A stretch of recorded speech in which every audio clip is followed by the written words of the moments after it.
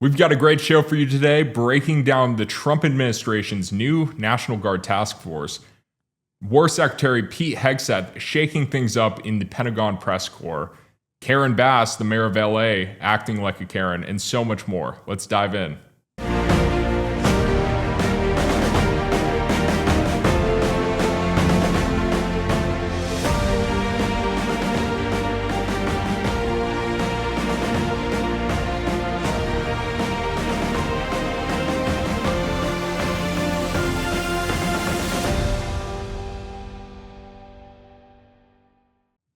Welcome to the Gateway Pundit's DC Dive. I'm Jordan Conradson. It's Thursday, October 23rd, and it appears the Trump administration is finally bringing out the big guns to enforce his much-needed immigration policy and crack down on the violent opposition to deporting illegals. The question is, will it be enough to undo the already devastating damage caused over the last 4 years and to stop the violent insurrection? A newly released memo shows that the Trump administration plans to establish a, quote, National Guard response force. Anthony Cabasa writes on X, quote, Trump administration to create nation's first ever National Guard response force to begin training troops for nationwide civil unrest, with some troops specialized in chemical, biological, and nuclear scenarios. Troops must be operational April 1st, 2026. Now, finally, we're seeing a real federal response that will address the violence and looming civil war that is developing in blue cities across the nation. But honestly, what was the holdup? We could have made a case for seditious conspiracy years ago. After all, they used it against J6ers under Biden. A seditious conspiracy is when two or more persons in any place subject to the jurisdiction of the United States conspire to overthrow, put down, or destroy by force the government of the United States, or to levy war against them, or to oppose by force the authority thereof, or by force to prevent, hinder, or delay the execution of any law of the United States, or by force take, seize, or possess any property of the United States. Does this sound familiar? We saw this happen in Portland during the 2020 Black Lives Matter riots when they took over the center of the city and established a Capitol Hill Autonomous Zone, or a CHAZ, or a CHOP. They called it several different names. What's stopping them from doing that again? We're seeing the violence in Portland already playing out. And as we've seen also this time around, across the country, where violent extremists, their left-wing financiers, and politicians are attempting to prevent the execution of immigration law, federal law. I explained this myself in a report for the Gateway Pundit about New Jersey Congresswoman LaMonica McIver attacking ICE agents in May. I write, as noted by the Department of Homeland Security, quote, this stunt by sanctuary politicians puts the safety of our law enforcement agents and detainees at risk. Their post continues, quote, ICE officers are now facing a 413% increase in assaults. It could be argued that these four, I wrote in my story, it could be argued that these four individuals in government, referring to the three other individuals, along with the LaMonica McIver, who were stopped by law enforcement outside the ICE facility in New Jersey, that they are committing seditious conspiracy by storming a government facility, attacking DHS agents, attempting to prevent, hinder, or delay the execution of immigration laws, and inciting others to do the same. And here's the proof of that, by the way. This is Democrat Rep. LaMonica McIver attacking DHS agents. It was a very tense situation. It unfortunately did not have to be like that. They created that confrontation. They created that chaos. So did your agents create this confrontation? Absolutely not, Lawrence. They were just simply doing their job and trying to keep the facility safe. Body slamming, body ramming, striking an officer, pushing, shoving, whatever you want to call it. It sure looks like assault. People should watch that and decide for themselves. There is no place for that, especially members of Congress. It is so beneath them to be treating law enforcement like this, our brave law enforcement. We thank them for keeping that facility safe and keeping Americans safe every single day. So, Tricia, they later got a tour of the facility. What happened once they received a tour? Did they see anything that was wrong?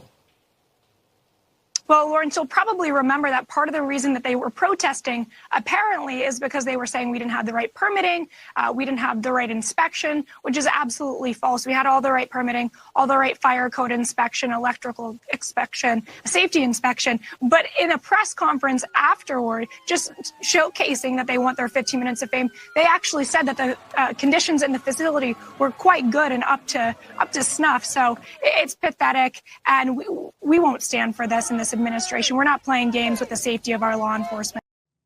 You know, back then in May, there was a 413% increase in assaults against ICE and DHS agents. Now, in October, DHS is reporting that there's a 1,000% increase.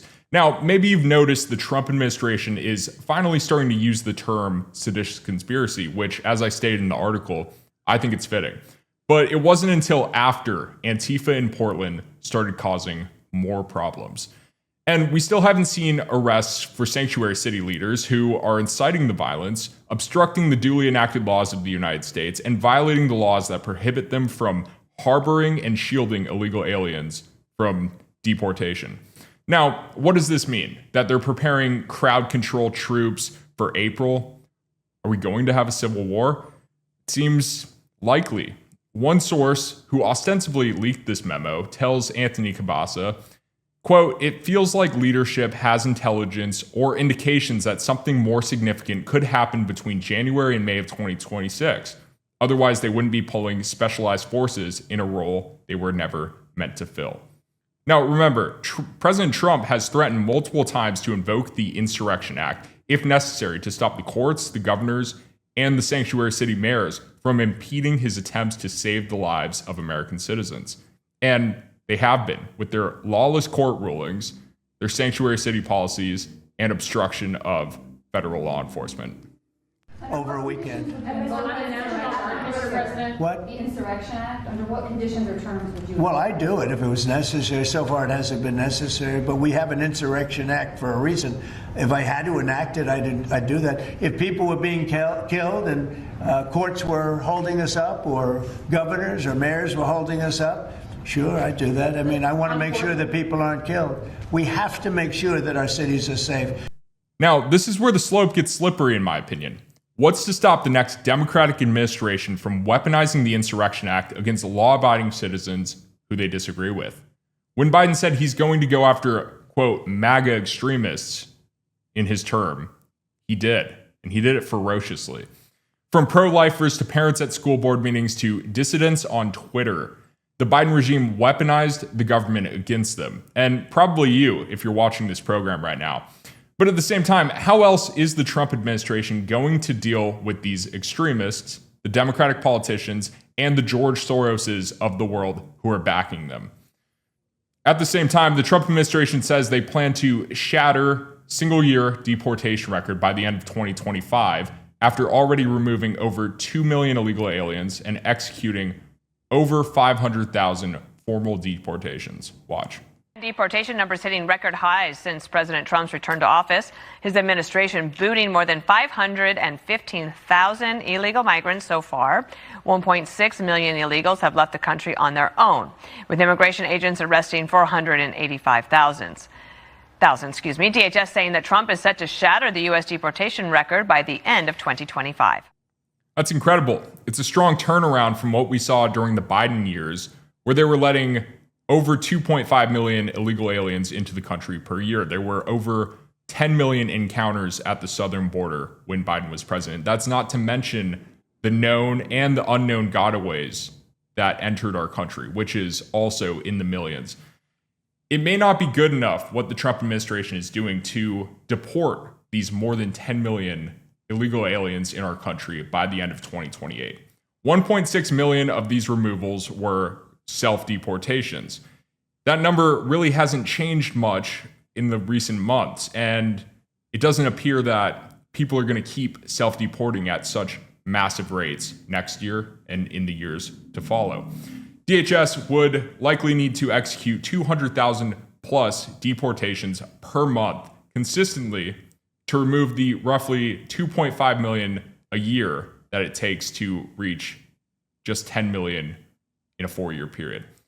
But as I said, far more made it in during the Biden administration, and far more were already here illegally and still are.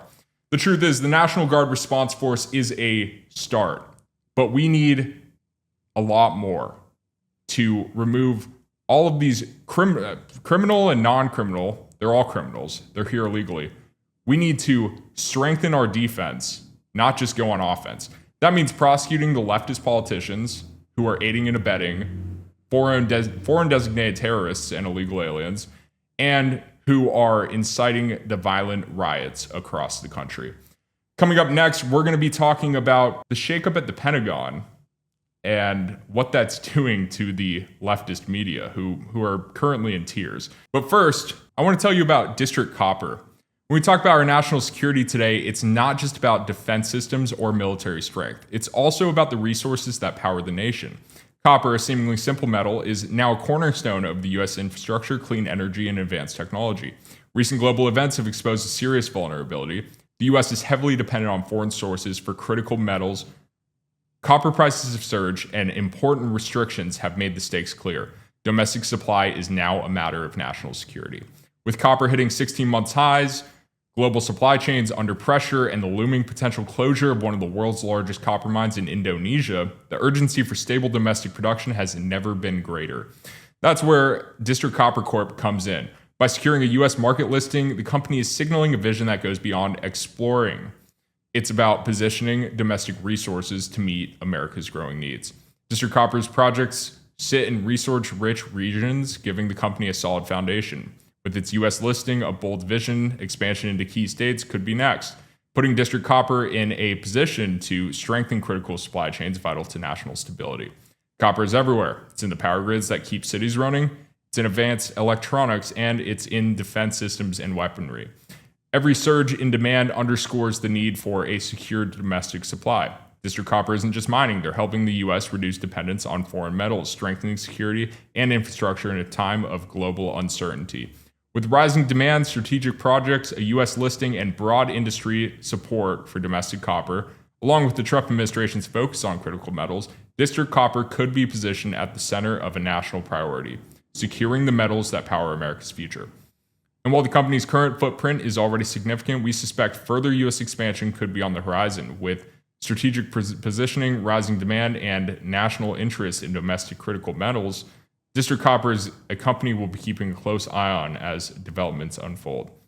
If you want to learn more about this strategically positioned company, check out the link in the description. Go to districtcoppercorp.com today. Again, that's districtcoppercorp.com. And a special thanks to District Copper Corp for making today's video possible. And we're back. So about a week ago, the entirety of the mainstream media, the legacy media that was covering the Pentagon, they turned in their badges and walked out because they refused to agree to new guidelines for press at one of the nation's most secure buildings. All these are going to be on the AP wire, right? Yeah. I'm just subscribed to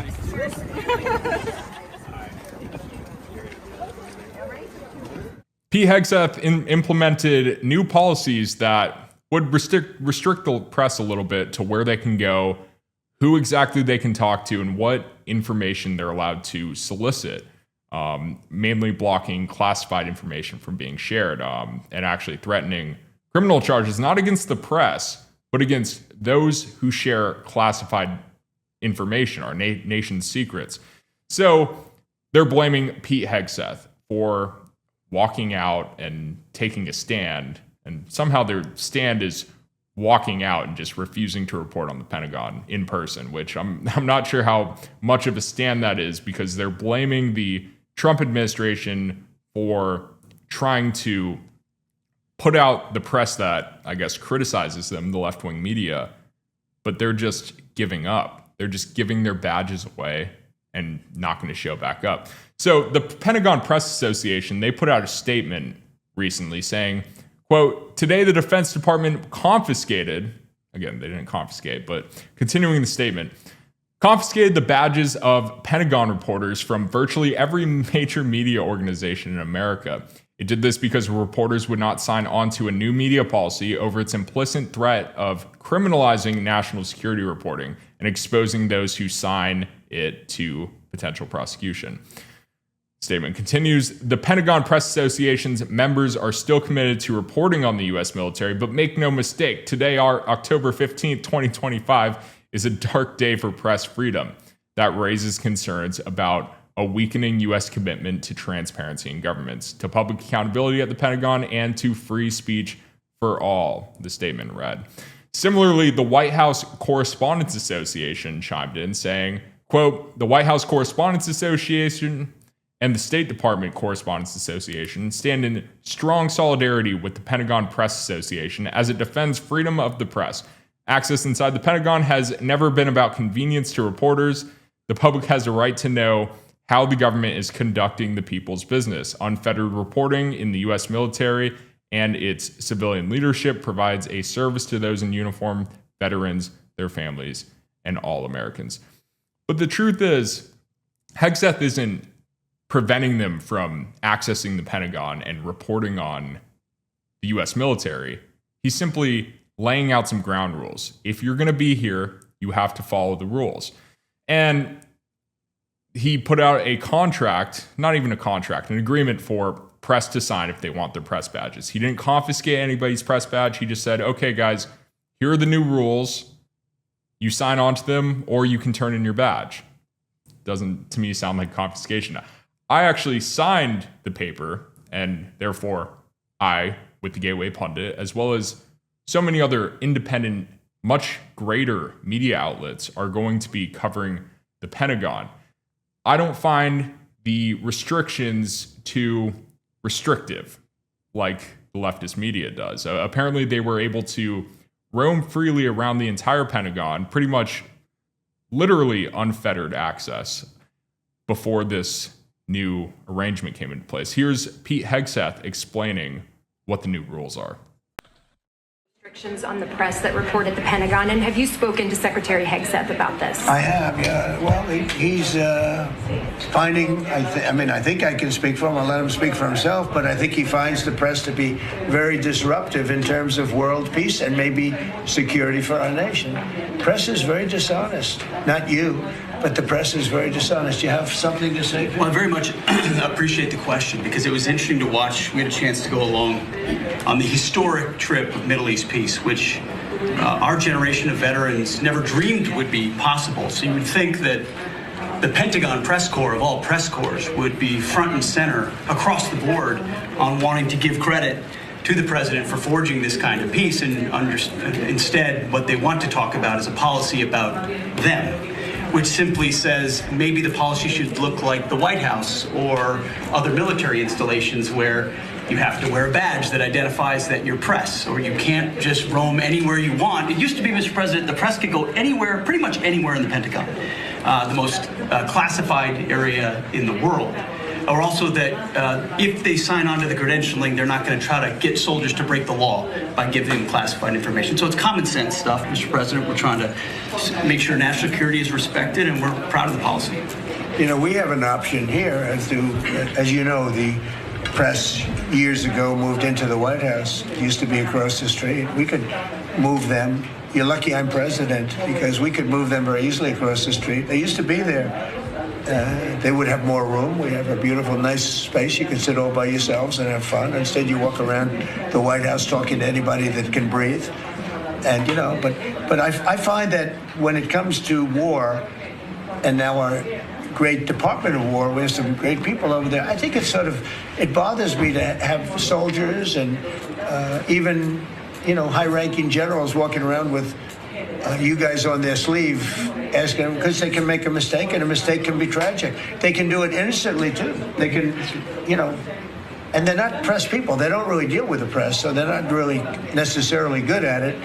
Although I think it's mostly instinctual, one way or the other. You're either good at things or you're not. But I could see you being bothered by that. Mm-hmm. So you have them in an area and you treat them fairly, but they're not allowed to go into much like the somebody's office and sit with them for 10 hours. It sounds reasonable to me. As a White House correspondent, we're not allowed to just walk anywhere on the White House grounds that we want. We're really confined to two areas, the White House press briefing room and what they call Pebble Beach, which is where reporters are allowed to shoot their live shots and do their interviews. So The legacy media, this includes Fox News, I believe, they can throw their temper tantrums all they want. The fact of the matter is they weren't removed from the Pentagon. As Chief Pentagon spokesperson Sean Parnell said, they chose to self-deport from the Pentagon. In the meantime, the real media remains Gateway Pundit, Real America's Voice, One American News Network, Red State. We're still going to be there, and that's great news. But first, I want to read a message from our sponsor, Blackout Coffee. Ladies and gentlemen, I'm thrilled to announce my enthusiastic endorsement of Blackout Coffee, a company that embodies the heart of American values. This family-owned business began 7 years ago in a humble garage, and today they've earned over 32,000 five-star reviews for their premium bold coffee. Blackout Coffee isn't just about exceptional taste. They're staunch supporters of our Second Amendment, standing firm for our freedoms. For 10 seconds, allow me to share my personal take. I've sampled their coffee, and it's outstanding. It's rich, smooth, crafted by good people who share our commitment to what makes this nation great. It's my go-to brew to fuel the day. If you're ready to support a company that delivers quality and principle, visit blackoutcoffee.com/rift and use code RIFT. That's RIFT for 20% off your first order. That's blackoutcoffee.com/rift. Join me in choosing a coffee that stands for something. Get yours today. All right, up next, Mayor Karen Bass of LA and Congressman Robert Garcia, they're now calling for an investigation into ICE tactics, claiming that they've detained and arrested unlawfully hundreds of U.S. citizens. Watch. You heard it here first. Yesterday on CBS LA Mornings, LA Mayor Karen Bass told us she planned to call for a congressional investigation into federal immigration raid tactics. Today, she made it official. Bass and California Congressman Robert Garcia held a joint news conference to announce a partnership in which Garcia will steer the House Government Oversight Committee to look into raid tactics, especially the arrests of U.S. citizens. Both leaders called the acts unlawful and unconstitutional and said they hope documenting these incidents is the first step in holding those behind them accountable. What is happening to undocumented immigrants is also happening to U.S. citizens, which means that this can happen to anyone, to all of us at any period of time. We'll be holding the very first hearing from Oversight and the Senate here in Los Angeles. According to the mayor and the congressman, they have seen more than 170 U.S. citizens arrested in those raids so far. We reached out to the White House for comment, and they responded saying in part, quote, "The Trump administration is fulfilling the president's promise to deport criminal illegal aliens and any individuals who attempt to illegally interfere with operations or assault law enforcement officers will be held accountable to the fullest extent of the law." Yeah. Right. ICE can barely handle the millions and millions of illegals that are already here, but now they want you to believe that they're just going after anyone with brown hair and tan skin, which is absolutely not true. Obviously, CBS did not mention that during their news conference, I believe it was on Monday, they villainized law enforcement, race baited all throughout, and acted like, yeah, they're just going after people because they're racist. They're just, like I said, picking people up because they have brown hair. This comes after White House Deputy Chief of Staff Stephen Miller accused Karen Bass and California Governor Gavin Newsom of crimes against humanity for protecting illegal aliens and trying to keep the rapists and murderers in our country. The mayor of Los Angeles and the governor of California were in the largest sanctuary city and the largest sanctuary state in America. They refused to turn over tens of thousands of serial criminal illegal aliens to ICE so they get arrested by state or local authorities and they get cut loose. They then go on to commit crimes like assault, armed robbery, home invasion, and murder. The most unimaginable, egregious crimes you could think of.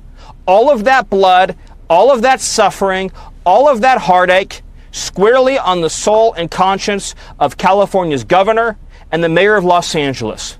They are guilty of crimes against humanity. They are facilitating child trafficking, sex trafficking. Look, they think this is a game. They think this is a joke. This is life and death.